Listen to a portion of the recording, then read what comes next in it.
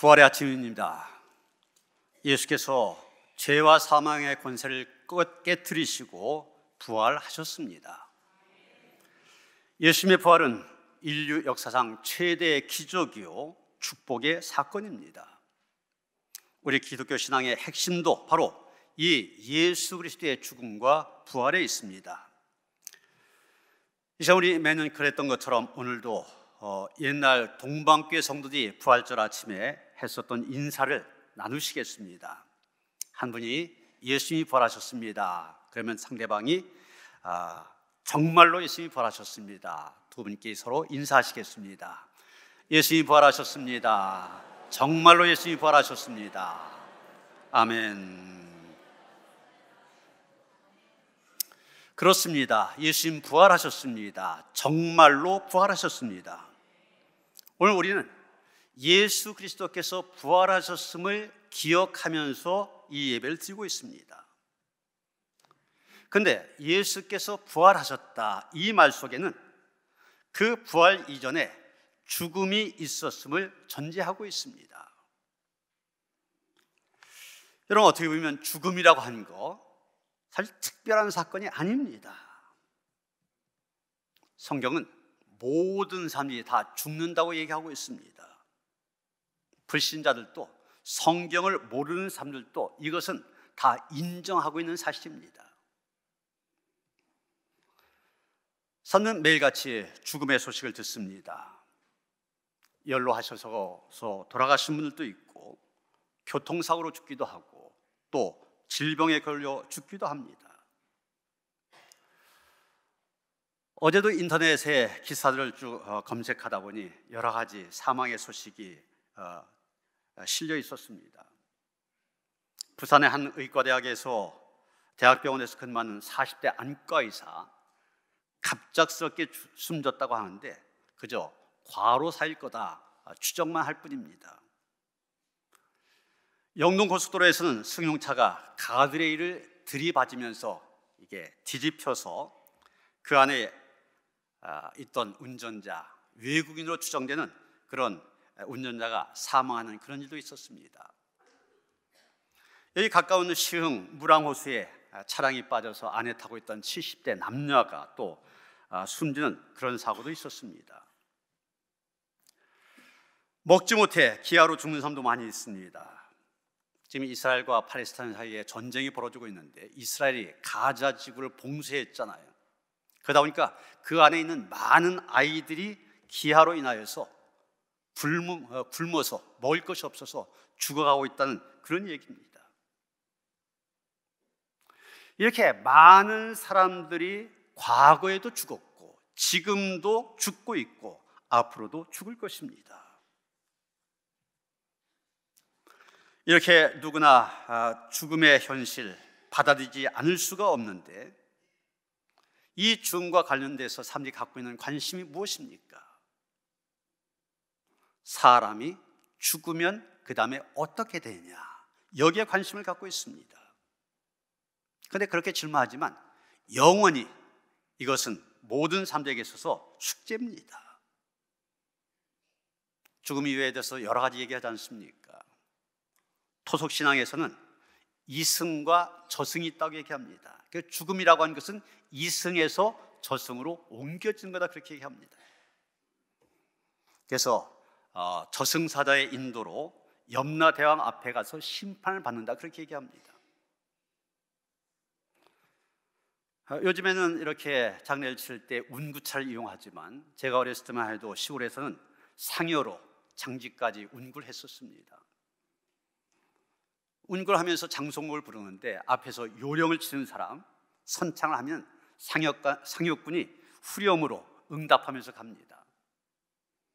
이제 가면 언제 오나 어해야 대해야, 북망산천 가는 길에 미련이랑 다 놓고 가서 어허야 대해야, 이러면서 갑니다. 이 북망산이 중국에 있는 산인데 무덤이 많은 산이래요. 누구나 거기 가게 된다는 겁니다. 한편 불교에서는 윤회소를 주장하고 있습니다. 사람이 다음 세상에는 무엇으로 다시 태어날지 모릅니다. 그러다 보니 적선을 행하도록 해라, 그렇게 가르치고 있습니다. 사실 불교의 마지막 소원은 이 사파 세상, 우리가 살고 있는 이 세상을 사파 세상 그렇게 얘기합니다. 어렵고 힘든 죄악이 같은 세상, 이 세상에 다시 태어나지 않는 것, 이게 그들의 소원입니다. 그래서 인사할 때 성불하라고 인사를 합니다. 성불하려면 이 세상에 있는 인연의 고리를 끊고 다시 이 사파 세상에 태어나지 않아야만 됩니다. 이 사람들이 말하는 성불이 바로 우리에게서는 구원을 얘기하는 것입니다. 또 한편 고대 이집트 사람들은 환생설을 주장했습니다. 사람이 죽으면 이 사람의 혼이 육체에서 빠져나갔다가 언젠간 다시 그 빠져나갔던 육체 속으로 돌아온다고 합니다. 그렇기 때문에 육체가 썩지 않도록 잘 보존해야 된다고 얘기합니다. 그래서 이집트 사람들 육체가 썩지 않도록 잘 보존했잖아요. 혼이 돌아오면 다시 들어갈 수 있도록. 그게 바로 미이랍니다. 이렇게 인간은 죽음의 문제 앞에서 다시 살 수 있는 길이 무엇일까 나름대로 생각해냈습니다. 그러나 이 모든 것들 인간의 바람일 뿐이었습니다. 희망사항일 뿐이었습니다. 사람들이 죽음에 대해서, 죽음 이후의 문제에 대해서 다 이렇게 생각합니다. 그러다 보니까 사람들이 기독교에서 얘기하는 부활신앙도 그런 틀 속에서 생각하고 이해하려고 합니다. 그래서 불신자들 뭐라고 반문합니까? 아니, 사람이 한 번 죽으면 어떻게 다시 산다고 그러느냐, 그것을 어떻게 믿으라고 그러느냐, 그러면서 부활신앙을 받아들이지 않습니다. 부정합니다. 그러나 여러분, 우리 기독교의 부활신앙은 만들어낸 설이 아닙니다. 사도 요한이 증거한 것처럼 우리가 들은 바요, 눈으로 본 바요, 우리의 손으로 만진 바 된 것, 그것이 바로 부활입니다. 여러분, 신문기자가 기사를 쓸 때 꼭 들어가야 될 6가지가 있습니다. 그래서 육하원칙이라고도 얘기하고 영어로는 OW1H 그렇게 얘기합니다. 보시는 것처럼 W로 시작되는 게 5개잖아요. 그리고 H로 시작하는 게 하나입니다. 그런데 오늘 우리가 읽은 요한복음 20장은 예수님의 부활과 부활 이후에 있었던 일들에 대한 내용인데, 마치 신문기사를 보는 것처럼 육하원칙에 의해서 너무나 분명하게 예수님의 부활 사건을 보도하고 있습니다.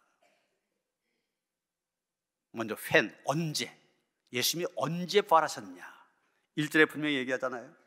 안식 후 첫날 일찍이 아직 어두울 때, 그렇게 얘기하고 있습니다. 이것이 어디에서 일어났냐? 예루살렘 근처 예수께서 묻히셨던 무덤에서 일어났다고 말합니다. 이 사건을 누가 목격했느냐? 막달라 마리아가 목격을 하였고 베드로와 다른 한 제자가 보았다고 말합니다. 무엇을 보았느냐?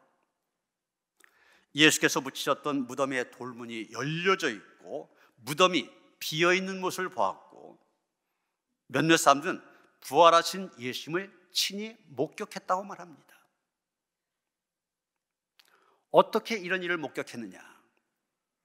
막달라 마리아가 예수님의 무덤에 향품을 넣기 위해 예수님의 무덤을 향해 갔을 때 처음으로 돌문이 열려져 있는 것을 보았고, 이것을 제자들에게 알림으로 제자들이 가서 직접 확인했고, 더 나아가 막달라 마리아는 부활하신 예수님을 만나 뵈었습니다. 마지막 질문이 왜입니다. 왜 이것이 기록되어 있느냐? 요한이 왜 이 요한복음 20장을 기록했느냐? 기록한 목적이 무엇이냐는 것이죠. 목적은 분명합니다.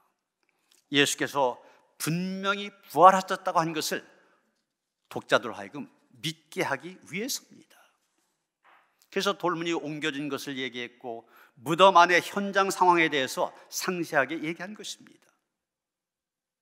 그럼 이렇게 정확하게 보도된 신문기사 찾아보기 어려울 것입니다. 여기서 예수님께서 부활하셨던 가장 확실한 증거로 목격자들을 소개하고 있습니다.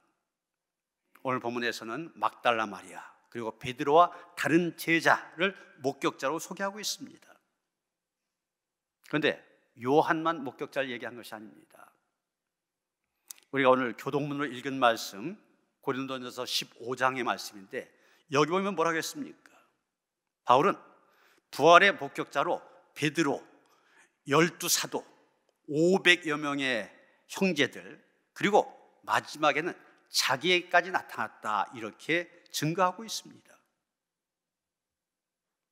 여러분, 한두 명이 목격했다면 정말이야? 얘기할 수 있지만 500여 명이 일시에 보았다고 하는 것, 그리고 그 사람들이 살아있다고 하는 것, 바울이 이 편지를 쓸 때까지만 해도 살아있었습니다. 그것이 환상일 수가 없는 것입니다.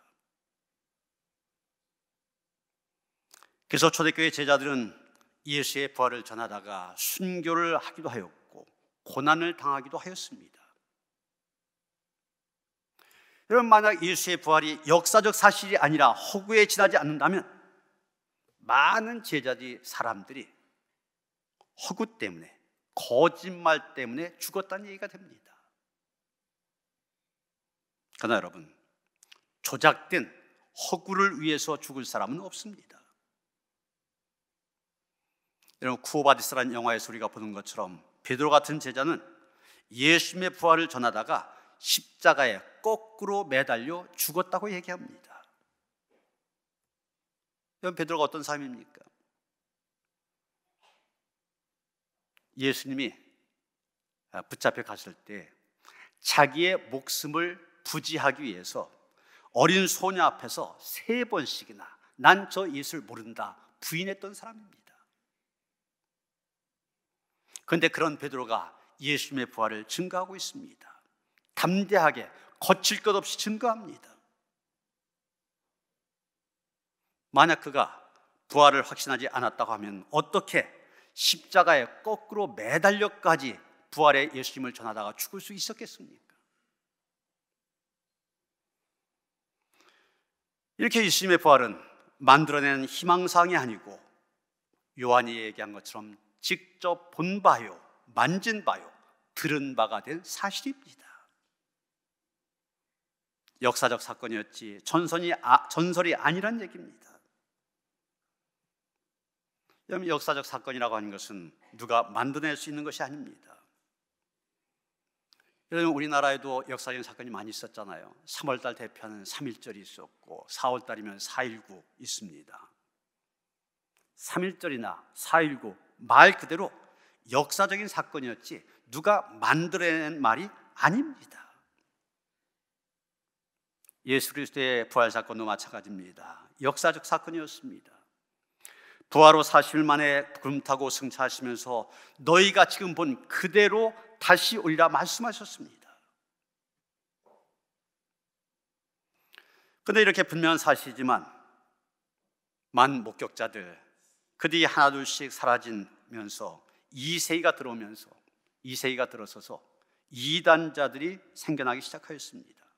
이들은 예수께서 육체로 오셨다고 하는 것을 부인하였습니다. 그러면서 그들은 소문을 퍼뜨립니다. 부활이라고 하는 것이 그들의 눈에 나타난 환상이었다. 현연설이라고 얘기하는데 현연설을 퍼뜨립니다.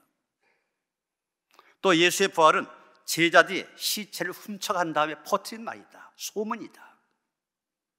예수는 하나님의 아들이기 때문에 결코 육체로 온 것이 아니다, 이런 주장들을 했습니다. 이런 것들이 2000년 역사 속에 계속되어 온 이단들의 주장입니다. 오늘날도 이단들이 예수에 대해서 주장하는 내용들 가만히 들어보면 이런 내용들이 들어가 있어요. 그러면 오늘 살아가는 우리의 부활신앙은 어떤 신앙이 되어야만 됩니까? 우리는 오늘 본문을 통하여서 오늘의 부활신앙을 위하여 2가지를 배우게 됩니다. 첫째로, 부활하신 주님은 우리의 믿음을 깨워주신다고 하는 것입니다. 13절 보시면 마리아가 그런 말을 합니다. 사람이 내 주님을 옮겨다가 어디 두었는지 내가 아직 알지 못함이니이다. 우리는 이 말 속에서 마리아의 불신을 보는 것이 아니라 예수님을 향한 마리아의 사랑이 얼마나 큰지를 볼 수가 있습니다. 막달라 마리아에게서 예수님은 감사와 사랑과 헌신의 대상이었습니다. 왜냐하면 막달라 마리아 7 귀신 들려 귀신에 매여 살아가던 인생이 아니었습니까? 그런 가운데서 자신의 생명을 건져준 생명의 은인 바로 예수님이었습니다. 예수님이 그녀에게 삶의 의미와 희망을 가져다 주었습니다. 그러기에 마리아, 예수께서 십자가에 달리시던 현장까지 끝까지 동행하였습니다. 예수님의 직계 제자들마저 다 도망쳤는데 막달라 마리아 끝까지 함께했습니다. 그리고도 예수님이 돌아가신 그 슬픔을 이기지 못하여 안식 후 첫날 이른 새벽 지금 예수님의 무덤을 찾았던 것입니다. 그런데 여러분, 지금 마리아에게는 예수님이 부활하실 것이라는 믿음이 없었습니다. 이거 무슨 얘기입니까? 그의 믿음 죽어가고 있었다는 얘기입니다. 그런데 부활하신 예수님께서 마리아야 그의 이름을 부르신 그 순간 그녀의 죽어가던 믿음이 살아났습니다. 잠자던 심령이 깨어난 것입니다. 부활하신 주님께서는 오늘도 여러분의 이름도 불러주십니다. 죽어있는 여러분의 믿음을 깨워주시고자 여러분의 이름을 불러주십니다. 예수께서 시리에 빠져 엠마오로 내려가던 제자들 만나 그들의 믿음을 회복시켜 주셨듯이 오늘 여러분도 만나주시고 여러분의 믿음을 회복시켜 주심을 믿으시기 바랍니다. 이건 적극적인 사고방식으로 유명한 노만 빈센트 피라고 하는 목사님 계시지 않습니까? 이분이 나중엔 목사가 되었지만 목사가 되기 전에는 다른 꿈을 갖고 있었습니다. 신문기자가 되겠다는 그런 꿈을 갖고 있었습니다. 그는 젊어서부터 신념이 있었습니다. 무엇이든지 내가 하면 된다 이런 확신과 신념을 가지고 살았습니다. 그래서 대학에 다니면서도 열심히 공부하고 학점 관리도 잘했습니다. 사회봉사활동도 열심히 했습니다. 그래서 그는 자기가 원하는 신문사 어디든지 얼마든지 들어갈 수 있을 것이다 자신을 가졌습니다. 그래서 자기가 가길 원하는 신문사 거기 가서 시험을 보고 면접도 봤습니다. 당연히 합격될 거다. 합격 통지만 기다리고 있었습니다. 드디어 기다리던 우편물이 도착했습니다. 잔뜩 기대한 마음을 가지고 우편물을 열었습니다. 그러나 열어보고 그는 크게 실망할 수밖에 없었습니다. 거기에는 이렇게 적혀 있었기 때문입니다. 당신은 신문 기자가 될 자질이 없는 사람으로 판명되었습니다. 그래서 우리 신문사에서는 당신을 채용할 수 없음을 알려드립니다. 이제까지 무엇이든지 하면 된다 이런 신념 갖고 살아왔다고 그랬잖아요. 그런데 그 신념 한순간에 무너지고 말았습니다. 그 뒤에 그는 하나님의 말씀인 성경을 읽는 가운데 자기의 문제가 무엇인지를 깨닫게 되었습니다. 그 말씀이 바로 빌립보서 4장 13절입니다. 내게 능력 주신 자 안에서 내가 모든 것을 할 수 있느니라. 전에도 이 말씀 열심히 읽었습니다. 이 말씀 붙들고 살았습니다. 그런데 문제가 무엇입니까? 이 말씀을 읽었는데 이 필은 지금까지는 이 말씀의 뒷부분에만 집중했다는 것입니다. 무엇이든지 자기가 노력하고 애쓰면 다 할 수 있다 생각한 것입니다. 내가 하면. 그의 문제가 무엇입니까? 뒷부분만 강조했지 앞에 부분을 빼먹은 것입니다. 내게 능력 주신 자 안에서 이게 빠진 겁니다. 내게 능력 주신 자 안에서 내가 모든 것을 할 수 있는 것이지 사람이 아무리 내가 노력한다고 해서 되는 것이 아니지 않습니까? 내가 하려고 하다 보니까 실패한 겁니다. 그는 뉘우쳤습니다. 자기의 생각과 마음을 고쳐먹었습니다. 그러고 나서 예수님이 주신 능력을 받게 하여 주의 종이 되기로 결심하고 신학교로 들어갔습니다. 자기의 진로를 180도로 바꾸게 된 겁니다.